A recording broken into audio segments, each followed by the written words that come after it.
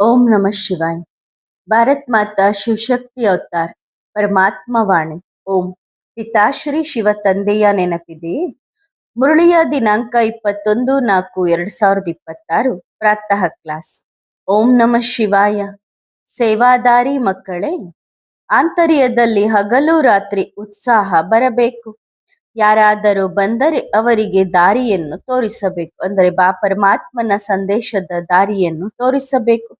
ಊಟದ ಸಮಯದಲ್ಲಿ ಯಾರಾದರೂ ಬಂದರೆ ಮೊದಲು ಅವರನ್ನು ಅಟೆಂಡ್ ಮಾಡಿ ನಂತರ ಊಟ ಮಾಡಬೇಕು. ಆದರೆ ಇಂತಹ ಸೇವೆ ಮಾಡುವವರು ಒಬ್ಬರೂ ಇಲ್ಲ. ಓಂ ನಮಃ ಶಿವಾಯ. ತಂದೆ ಕುಳಿತು ಮಕ್ಕಳಿಗೆ ತಿಳಿಸುತ್ತಾರೆ, ಇವರಿಬ್ಬರೂ ತಂದೆಯಾಗಿದ್ದಾರೆ. ಒಬ್ಬರನ್ನು ಆತ್ಮಿಕ ತಂದೆ, ಮತ್ತೊಬ್ಬರನ್ನು ಶಾರೀರಿಕ ತಂದೆ ಎಂದು ಹೇಳಲಾಗುತ್ತದೆ. ಶರೀರವಂತೂ ಇಬ್ಬರದ್ದು ಒಂದೇ ಆಗಿದೆ. ಹಾಗಾಗಿ ಇಬ್ಬರೂ ತಂದೆಯರು ತಿಳಿಸುತ್ತಾರೆ ಎಂದಾಯಿತು. ಬಲೆ ಒಬ್ಬರು ತಿಳಿಸುತ್ತಾರೆ, ಮತ್ತೊಬ್ಬರು ಅರ್ಥ ಮಾಡಿಕೊಳ್ಳುತ್ತಾರೆ. ಆದರೂ ಇಬ್ಬರು ತಿಳಿಸುತ್ತಾರೆ ಎಂದೇ ಹೇಳಲಾಗುತ್ತದೆ. ಇಷ್ಟು ಚಿಕ್ಕದಾದ ಈ ಆತ್ಮದ ಮೇಲೆ ಎಷ್ಟೊಂದು ಕೊಳೆ ಏರಿದೆ. ಕೊಳೆ ಇರುವುದರಿಂದ ಎಷ್ಟೊಂದು ನಷ್ಟವಾಗುತ್ತದೆ. ಈ ಲಾಭ ಮತ್ತು ನಷ್ಟವು ಶರೀರದ ಜೊತೆಗಿದ್ದಾಗಲೇ ನೋಡಲು ಸಿಗುತ್ತದೆ. ನಿಮಗೆ ಗೊತ್ತಿದೆ, ಯಾವಾಗ ನಾವು ಆತ್ಮರು ಪವಿತ್ರರಾಗುತ್ತೇವೆಯೋ ಆಗ ಇವರಂತಹ ಪವಿತ್ರ ಶರೀರ ಸಿಗುತ್ತದೆ. ಈಗ ಆತ್ಮದಲ್ಲಿ ಎಷ್ಟೊಂದು ಕೊಳೆ ತುಂಬಿಕೊಂಡಿದೆ. ಜೇನುತುಪ್ಪವನ್ನು ತೆಗೆದಾಗ ಅದನ್ನು ಶೋಧಿಸುವುದರಿಂದ ಎಷ್ಟೊಂದು ಕಲ್ಮಶ ಹೊರ ಬರುತ್ತದೆ. ನಂತರ ಶುದ್ಧ ಜೇನುತುಪ್ಪ ಬೇರೆಯಾಗುತ್ತದೆ. ಆತ್ಮವೂ ಸಹ ತುಂಬಾ ಮಲಿನವಾಗುತ್ತದೆ. ಆತ್ಮಕ್ಕೆ ಕೊಳಕು ಕಾಡು ಪ್ರಾಣಿ ಎಂದು ಹೇಳಲಾಗುತ್ತದೆ. ಅಂದ್ರೆ ಇವಾಗ ಅಷ್ಟೊಂದು ಪಾಪಗಳನ್ನ ತುಂಬಿಕೊಂಡಿದೆ. ಅದೇ ಆತ್ಮ ಕಂಚನ ಚಿನ್ನವಾಗಿತ್ತು, ಸಂಪೂರ್ಣ ಪ್ಯೂರ್ ಆಗಿತ್ತು. ಶರೀರವು ಅಷ್ಟೇ ಸುಂದರವಾಗಿತ್ತು. ಇವರ ಶರೀರವನ್ನು ನೋಡಿ, ಅಂದ್ರೆ ಲಕ್ಷ್ಮೀನಾರಾಯಣರನ್ನು ನೋಡಿರಿ, ಅವರ ಶರೀರ ಎಷ್ಟೊಂದು ಸುಂದರವಾಗಿದೆ. ಮನುಷ್ಯರು ಶರೀರವನ್ನೇ ಪೂಜಿಸುತ್ತಾರೆ ತಾನೆ, ಆತ್ಮದ ಕಡೆಗೆ ನೋಡುವುದಿಲ್ಲ. ಆತ್ಮದ ಗುರುತಂತೂ ನಿಶ್ಚಿತವಾಗಿದೆ. ಮೊದಲು ಆತ್ಮ ಸುಂದರವಾಗುತ್ತದೆ, ನಂತರ ಶರೀರವೂ ಸುಂದರವಾದದ್ದು ಸಿಗುತ್ತದೆ. ನೀವು ಸಹ ಈಗ ಇದೇ ಆಗಲು ಬಯಸುತ್ತೀರಿ. ಹಾಗಾದರೆ ಆತ್ಮ ಎಷ್ಟು ಸುಂದರವಾಗಬೇಕು? ಆತ್ಮಕ್ಕೆ ತಮೋ ಪ್ರಧಾನ ಎಂದು ಹೇಳಲಾಗುತ್ತದೆ, ಏಕೆಂದರೆ ಅದರಲ್ಲಿ ಸಂಪೂರ್ಣ ಕಸ ತುಂಬಿಕೊಂಡಿದೆ. ಒಂದು ದೇಹಾಭಿಮಾನದ ಕಸ, ನಂತರ ಕಾಮ ಕ್ರೋಧದ ಕಸ. ಕಸವನ್ನು ತೆಗೆಯಲು ಶೋಧಿಸಲಾಗುತ್ತದೆ. ನೀವು ಚೆನ್ನಾಗಿ ಕುಳಿತು ವಿಚಾರ ಮಾಡಿದರೆ ಆತ್ಮದಲ್ಲಿ ಕಸ ತುಂಬಿದೆ ಮತ್ತು ರಾವಣನ ವಶದಲ್ಲಿ ಆತ್ಮ ಇದೆ ಎನ್ನುವ ಅನುಭವ ಆಗುತ್ತದೆ. ಈಗ ತಂದೆಯ ನೆನಪಿನಲ್ಲಿರುವುದರಿಂದಲೇ ಕಸ ಹೊರಬರಬೇಕಾಗಿದೆ. ಅದಕ್ಕೂ ಸಹ ಸಮಯ ಹಿಡಿಯುತ್ತದೆ. ತಂದೆ ಹೇಳುತ್ತಾರೆ, ದೇಹಾಭಿಮಾನದ ಕಾರಣ ವಿಕಾರಗಳ ಎಷ್ಟೊಂದು ಕಸವಿದೆ. ಕ್ರೋಧದ ಕಸವೂ ಕಡಿಮೆ ಇಲ್ಲ. ಕ್ರೋಧಿ ಒಳಗಡೆ ಉರಿಯುತ್ತಲೇ ಇರುತ್ತಾನೆ. ಯಾವುದಾದರೊಂದು ಮಾತಿಗೆ ಮನಸ್ಸು ಉರಿಯುತ್ತಲೇ ಇರುತ್ತದೆ.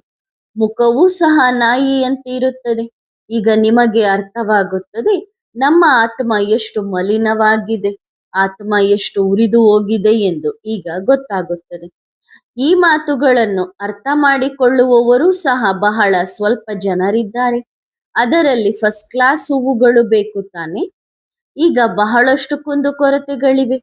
ಕೆಲವರಲ್ಲಂತೂ ಎಂತಹ ಕುಂದುಕೊರತೆಗಳಿರುತ್ತವೆ ಎಂದರೆ ಅವರೊಂದಿಗೆ ಮಾತನಾಡಲು ನೋಡಲು ಸಹ ಮನಸ್ಸಾಗುವುದಿಲ್ಲ. ನೀವಂತೂ ಸಂಪೂರ್ಣ ಪವಿತ್ರರಾಗಬೇಕು ತಾನೆ. ಈ ಲಕ್ಷ್ಮೀನಾರಾಯಣರು ಎಷ್ಟು ಪವಿತ್ರರಾಗಿದ್ದರು. ವಾಸ್ತವದಲ್ಲಿ ಇವರನ್ನು ಮುಟ್ಟುವಂತಹ ಆಜ್ಞೆ ಸಹ ಇಲ್ಲ. ಇವರು ಕೊಳಕು ಪ್ರಾಣಿಗಳಂತೆ ಆಗಿದ್ದಾರೆ. ಈ ಕೊಳಕು ಪ್ರಾಣಿಗಳನ್ನು ತಂದೆ ಎಷ್ಟೊಂದು ಪವಿತ್ರ ದೇವತೆಗಳನ್ನಾಗಿ ಮಾಡುತ್ತಾರೆ. ಈ ಕೊಳಕು ಜನರು ಅಂದ್ರೆ ಕೊಳಕಿನ ಮನಸ್ಸಿನವರು ಪವಿತ್ರ ದೇವತೆಗಳನ್ನು ಮುಟ್ಟಲು ಸಹ ಸಾಧ್ಯವಿಲ್ಲ. ಮುಟ್ಟುವುದಕ್ಕೆ ಯೋಗ್ಯವೂ ಇಲ್ಲ. ನಾಲಾಯಕ್ ಅಯೋಗ್ಯರಾಗಿದ್ದಾರೆ. ಶಿವನನ್ನು ಮುಟ್ಟುವ ಅವಶ್ಯಕತೆಯೇ ಇಲ್ಲ. ಅವರು ನಿರಾಕಾರರಾಗಿದ್ದಾರೆ. ಅವರನ್ನು ಮುಟ್ಟಲು ಸಾಧ್ಯವಿಲ್ಲ. ಅವರು ಅತ್ಯಂತ ಪವಿತ್ರ ಆಗಿದ್ದಾರೆ. ಬಲೆ ಅವರ ಪ್ರತಿಮೆಯನ್ನು ಬಹಳ ದೊಡ್ಡದಾಗಿ ಇಟ್ಟಿದ್ದಾರೆ, ಏಕೆಂದರೆ ಅಷ್ಟು ಚಿಕ್ಕ ಬಿಂದುವನ್ನು ಯಾರೂ ಮುಟ್ಟಲು ಸಾಧ್ಯವಿಲ್ಲ.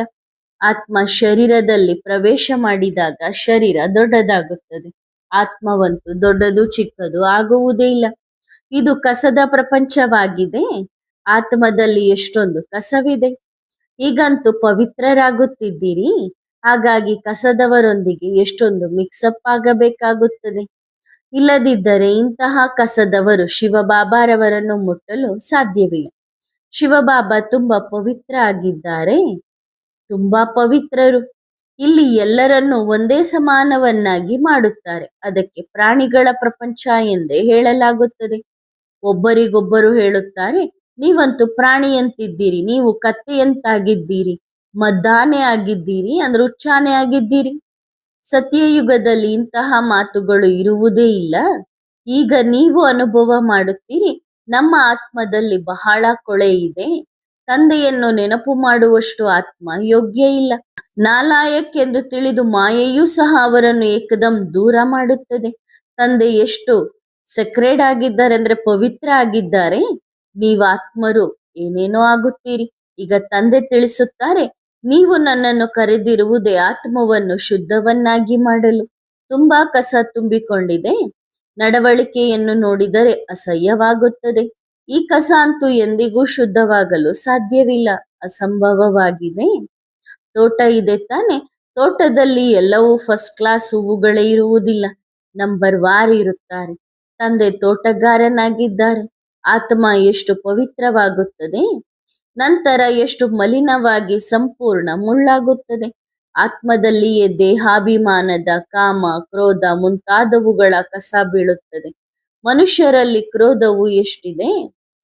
ಅಬ್ಬಬ್ಬಾ, ನೀವು ಪವಿತ್ರರಾಗಿ ಬಿಟ್ಟರೆ ನಂತರ ಯಾರ ಮುಖವನ್ನು ನೋಡಲು ಮನಸ್ಸಾಗುವುದಿಲ್ಲ ಎನ್ನುತ್ತಾರೆ. ಕೆಟ್ಟದ್ದನ್ನು ನೋಡಬೇಡಿ, ಕೆಟ್ಟದ್ದನ್ನು ಮಾತನಾಡಬೇಡಿ. ಅಪವಿತ್ರರನ್ನು ನೋಡಲೇಬಾರದು. ಆತ್ಮ ಪವಿತ್ರವಾಗಿ ಯಾವಾಗ ಪವಿತ್ರವಾದ ಹೊಸ ಶರೀರವನ್ನು ಪಡೆಯುತ್ತದೆಯೋ ಆಗ ಕಸವನ್ನು ನೋಡುವುದೇ ಇಲ್ಲ. ಕಸದ ಪ್ರಪಂಚವೇ ಆಗಿ ಹೋಗಿದೆ. ತಂದೆ ತಿಳಿಸುತ್ತಾರೆ, ನೀವು ದೇಹಾಭಿಮಾನದಲ್ಲಿ ಬಂದು ಎಷ್ಟು ಕಸ ಆಗಿದ್ದೀರಿ, ಪವಿತ್ರರಾಗಿದ್ದೀರಿ. ಮಕ್ಕಳು ಕರೆಯುತ್ತಾರೆ ಸಹ, ಬಾಬಾ ನಮ್ಮಲ್ಲಿ ಕ್ರೋಧದ ಭೂತವಿದೆ. ಬಾಬಾ ನಾವು ನಿಮ್ಮ ಬಳಿ ಬಂದಿರುವುದೇ ಪವಿತ್ರರಾಗಲು. ತಂದೆ ಸಂಪೂರ್ಣ ಪವಿತ್ರವಾಗಿದ್ದಾರೆ ಎನ್ನುವುದು ಗೊತ್ತಿದೆ. ಇಂತಹ ತಂದೆಯ ನಿಂದನೆಯನ್ನು ಎಷ್ಟೊಂದು ಮಾಡುತ್ತಾರೆ. ಪರಮಾತ್ಮನನ್ನು ಕಲ್ಲು ಮಣ್ಣುಗಳಲ್ಲಿ, ನಾಯಿ ಬೆಕ್ಕುಗಳಲ್ಲಿ ಎಲ್ಲದರಲ್ಲೂ ಸೇರಿಸುತ್ತಾರೆ. ಹೈಯೆಸ್ಟ್ ಅಥಾರಿಟಿಯನ್ನು ಎಷ್ಟು ಹಾಳು ಮಾಡಿದ್ದಾರೆ ಅಂದ್ರೆ ಶಿವಬಾಬಾ ಸರ್ವಶ್ರೇಷ್ಠ ಆಗಿದ್ದಾರೆ. ಆ ಸರ್ವಶ್ರೇಷ್ಠ ಸರ್ವಶಕ್ತಿವಂತ ತಂದೆಯ ಹೆಸರನ್ನ ಎಷ್ಟೊಂದು ಹಾಳು ಮಾಡುತ್ತಾರೆ. ತಮ್ಮ ಮೇಲೆಯೇ ಬಹಳ ಅಸಹ್ಯವಾಗುತ್ತದೆ. ನಾವು ಏನಾಗಿದ್ದೆವು, ನಂತರ ಏನೇನೋ ಆಗುತ್ತೇವೆ. ಈ ಮಾತುಗಳನ್ನು ನೀವು ಮಕ್ಕಳು ಮಾತ್ರ ಅರ್ಥ ಮಾಡಿಕೊಳ್ಳುತ್ತೀರಿ. ಬೇರೆ ಯಾವುದೇ ಸತ್ಸಂಗ ಅಥವಾ ಯೂನಿವರ್ಸಿಟಿಯಲ್ಲಿ ಎಲ್ಲಿಯೂ ಇಂತಹ ಗುರಿ ಉದ್ದೇಶವನ್ನು ಯಾರೂ ತಿಳಿಸಲು ಸಾಧ್ಯವಿಲ್ಲ. ಈಗ ನೀವು ಮಕ್ಕಳಿಗೆ ಅರ್ಥವಾಗುತ್ತದೆ, ನಮ್ಮ ಆತ್ಮದಲ್ಲಿ ಹೇಗೆ ಕಸ ತುಂಬುತ್ತದೆ.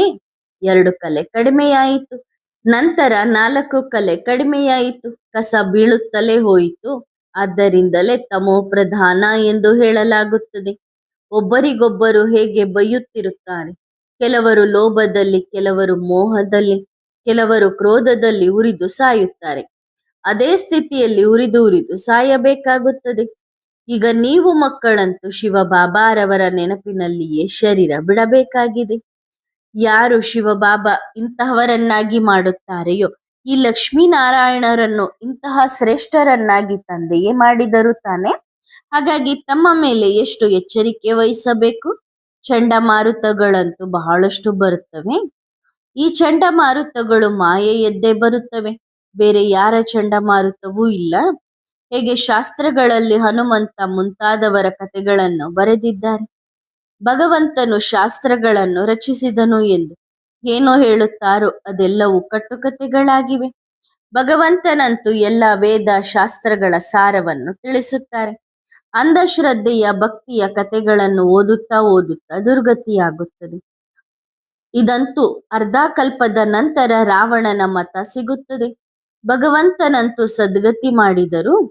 ಅವರಿಗೆ ಶಾಸ್ತ್ರಗಳನ್ನು ರಚಿಸುವ ಅವಶ್ಯಕತೆ ಏನಿದೆ. ವ್ಯಾಸ ಯಾರನ್ನು ಭಗವಂತ ಎಂದು ಹೇಳಲಾಗುತ್ತದೆಯೋ ಅವರು ಶಾಸ್ತ್ರ ಮುಂತಾದವುಗಳನ್ನು ರಚಿಸಿದರು. ಈ ಕಥೆಗಳಿಂದ ಸದ್ಗತಿ ಸಿಗಲು ಸಾಧ್ಯವಿಲ್ಲ. ಮನುಷ್ಯರೇ ರಚಿಸಿದ್ದಾರೆ ತಾನೆ. ಈಗ ತಂದೆ ಹೇಳುತ್ತಾರೆ, ಕೆಟ್ಟದ್ದನ್ನು ಕೇಳಬೇಡಿ, ಕೆಟ್ಟದ್ದನ್ನು ನೋಡಬೇಡಿ. ಈ ಶಾಸ್ತ್ರ ಮುಂತಾದವುಗಳಿಂದ ನೀವು ಶ್ರೇಷ್ಠರಾಗಲು ಸಾಧ್ಯವಿಲ್ಲ. ನಾನಂತೂ ಅವೆಲ್ಲವುಗಳಿಂದ ಭಿನ್ನವಾಗಿದ್ದೇನೆ. ಯಾರೂ ಸಹ ಇದನ್ನು ಗುರುತಿಸುವುದಿಲ್ಲ. ನಿಮ್ಮಲ್ಲಿಯೂ ಕೆಲವರು ಹೂವುಗಳಾಗಿದ್ದಾರೆ. ಯಾರು ತಂದೆಯನ್ನು ನೋಡಲು ಯೋಗ್ಯ ಆಗಿದ್ದಾರೆ, ತಂದೆಗೆ ಗೊತ್ತಿದೆ ಯಾರು ನನ್ನ ಸೇವೆ ಮಾಡುತ್ತಾರೆ, ಅಂದರೆ ಕಲ್ಯಾಣಕಾರಿಯಾಗಿ ಬೇರೆಯವರ ಕಲ್ಯಾಣವನ್ನು ಮಾಡುತ್ತಾರೆ ಎನ್ನುವುದು ತಂದೆಗೆ ಗೊತ್ತಿದೆ. ತಂದೆ ಅಂತವರ ಮನಸ್ಸಿನಲ್ಲಿ ನೆಲೆಸುತ್ತಾರೆ. ಕೆಲವರಂತೂ ಎಂತಹವರಿದ್ದಾರೆಂದರೆ ಅವರಿಗೆ ಸೇವೆಯ ಬಗ್ಗೆ ಗೊತ್ತೇ ಇಲ್ಲ. ಇಂಥವರನ್ನಂತೂ ತಂದೆ ನೋಡಿದರೂ ನೋಡದಂತೆ ಇರುತ್ತಾರೆ. ಕೊಳಕು ಮನಸ್ಸಿನವರನ್ನು ಏನು ಮಾಡುತ್ತಾರೆ?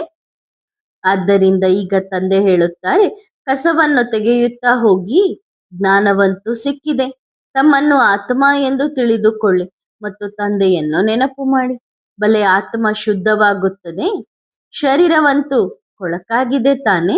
ಯಾರ ಆತ್ಮ ಶುದ್ಧವಾಗುತ್ತದೆಯೋ ಅವರ ಚಟುವಟಿಕೆಯಲ್ಲಿಯೂ ಹಗಲು ರಾತ್ರಿಯಷ್ಟು ವ್ಯತ್ಯಾಸವಾಗುತ್ತದೆ.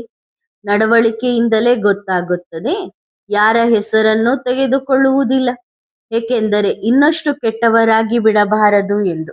ಈಗ ನೀವು ವ್ಯತ್ಯಾಸವನ್ನು ನೋಡಬಹುದು. ನೀವು ಏನಾಗಿದ್ದೀರಿ, ನಂತರ ಏನಾಗಬೇಕಿದೆ. ಹಾಗಾಗಿ ಶ್ರೀಮತದಂತೆ ನಡೆಯಬೇಕು ತಾನೆ. ಒಳಗಡೆ ಏನೇ ಗಲೀಜು ತುಂಬಿಕೊಂಡಿದೆಯೋ ಅದನ್ನು ತೆಗೆಯಬೇಕಿದೆ. ಕೆಲವರು ತುಂಬಾ ಡರ್ಟಿ ಮಕ್ಕಳಾಗಿರುತ್ತಾರೆ. ಆಗ ಅವರಿಂದ ತಂದೆಯೂ ಸಹ ಬೇಸತ್ತು ಹೋಗುತ್ತಾರೆ. ತಂದೆ ಹೇಳುತ್ತಾರೆ, ಇಂತಹ ಮಗು ಇಲ್ಲದಿದ್ದರೆ ಚೆನ್ನಾಗಿತ್ತು. ಹೂಗಳ ತೋಟದ ಸುಗಂಧವಿರುತ್ತದೆ, ಆದರೆ ಡ್ರಾಮಾದ ಅನುಸಾರ ಕಸವೂ ಇದೆ. ಎಕ್ಕದ ಗಿಡವನ್ನಂತೂ ನೋಡಲು ಸ್ವಲ್ಪವೂ ಮನಸ್ಸಾಗುವುದಿಲ್ಲ, ಆದರೆ ತೋಟಕ್ಕೆ ಹೋದಾಗ ದೃಷ್ಟಿಯಂತೂ ಎಲ್ಲರ ಮೇಲೂ ಬೀಳುತ್ತದೆ ತಾನೆ. ಆತ್ಮ ಹೇಳುತ್ತದೆ, ಇದು ಇಂತಹ ಹೂವು ಎಂದು. ಸುಗಂಧವನ್ನು ಸಹ ಬಹಳ ಚೆನ್ನಾಗಿ ಹೂಗಳದ್ದೇ ತೆಗೆದುಕೊಳ್ಳುತ್ತಾರೆ.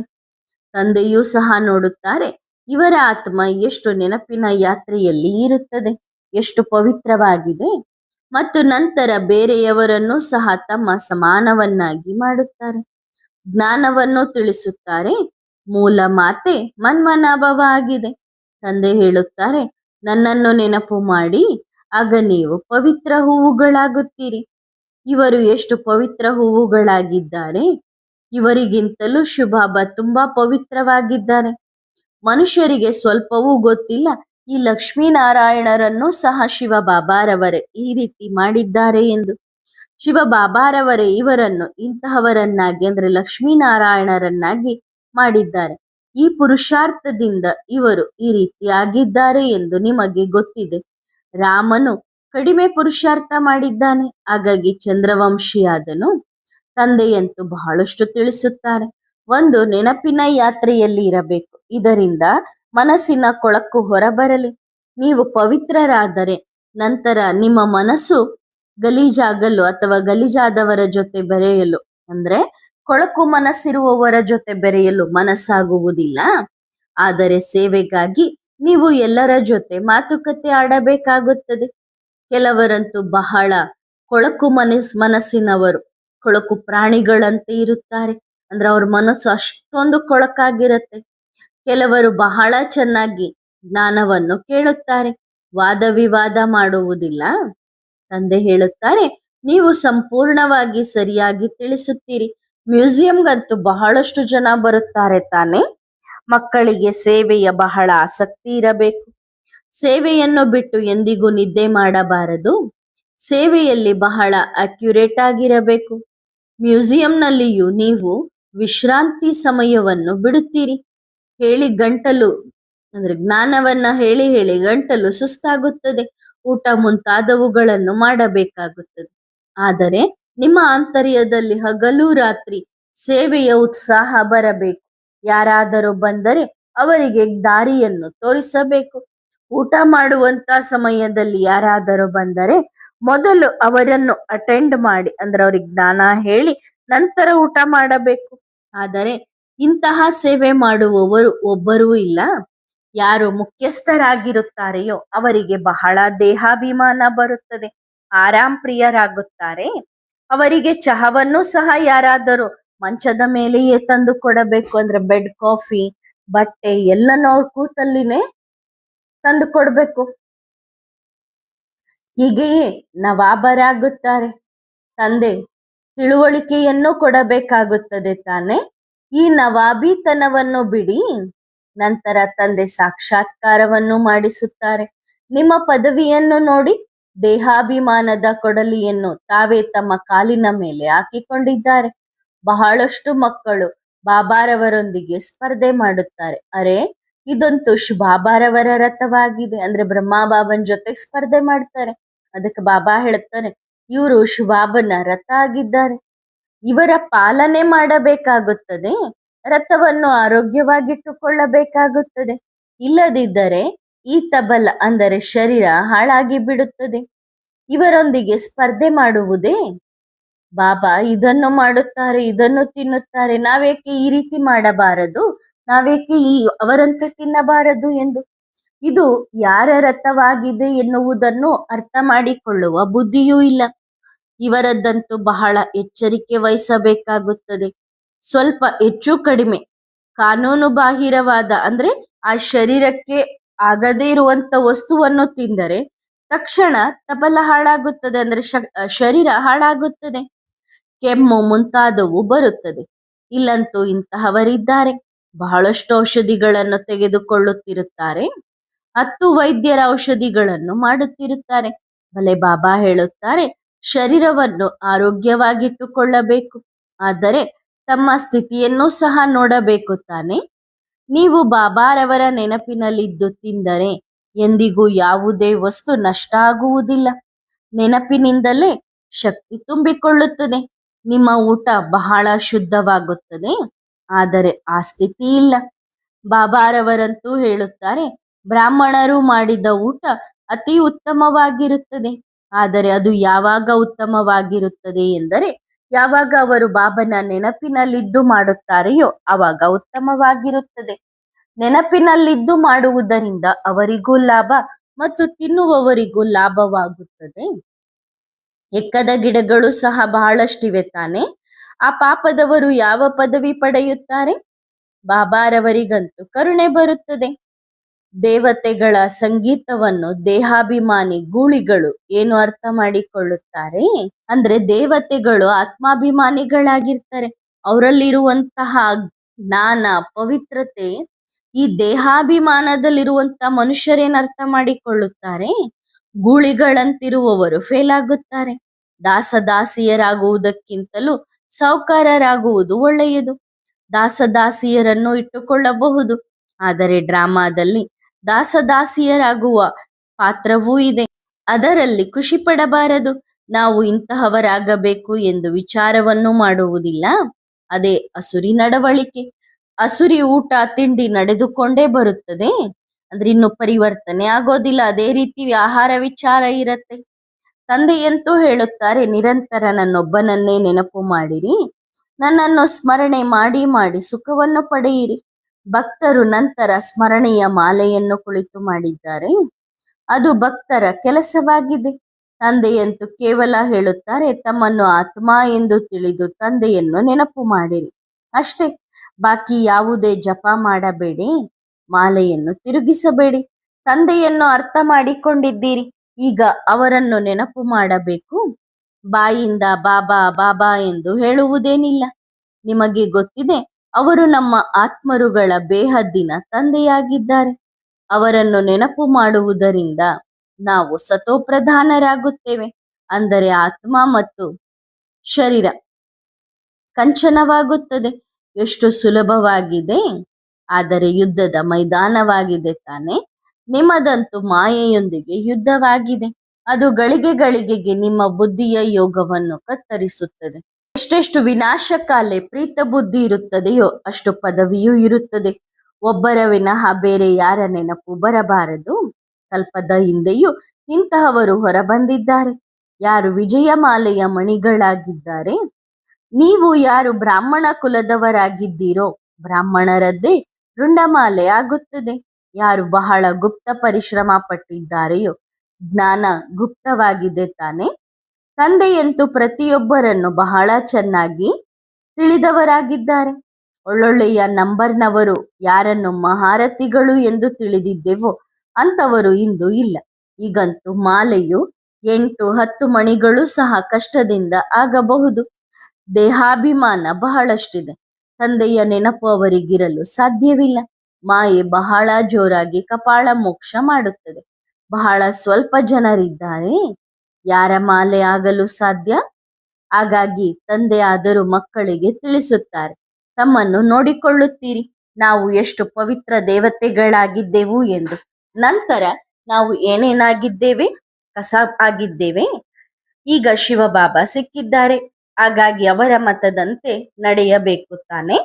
ಯಾವುದೇ ದೇಹದಾರಿಯನ್ನು ನೆನಪು ಮಾಡಬಾರದು.